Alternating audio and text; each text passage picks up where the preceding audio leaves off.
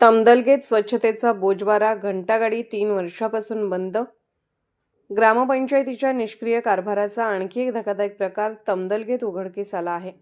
14व्या वित्त आयोगातून मिळालेली कचरा उचलण्याची घंटागाडी गेल्या 3 वर्षापासून गावातील प्रभागात न फिरल्याने स्वच्छतेचा प्रश्न गंभीर बनला आहे. परिणामी ग्रामस्थांना कचरा थेट ग्रामपंचायत कार्यालयासमोर तसेच सांगली-कोल्हापूर बायपास रस्त्यावर टाकावा लागत असून परिसरात दुर्गंधी व अस्वच्छतेचे साम्राज्य पसरले आहे.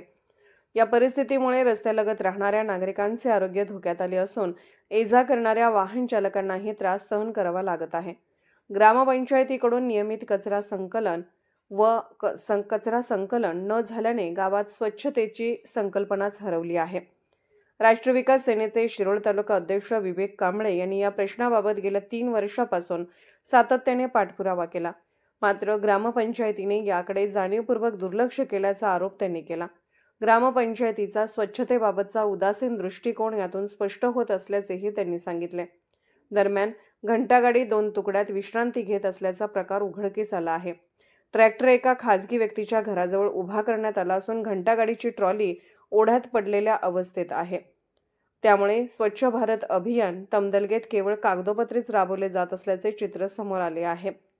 ग्रामपंचायतीने तात्काळ घंटागाडी सुरू करून नियमित स्वच्छता मोहीम हाती घ्यावी, अन्यथा आंदोलनाचा मार्ग अवलंबवावा लागेल असा इशाराही ग्रामस्थांकडून दिला जात आहे. तमदलगेतील नागरिक आता न्यायाच्या प्रतीक्षेत असून ग्रामपंचायतीने या गंभीर प्रश्नाकडे तातडीने लक्ष देण्याची गरज व्यक्त होत आहे. SR News 24 bureau report, Tamadalge.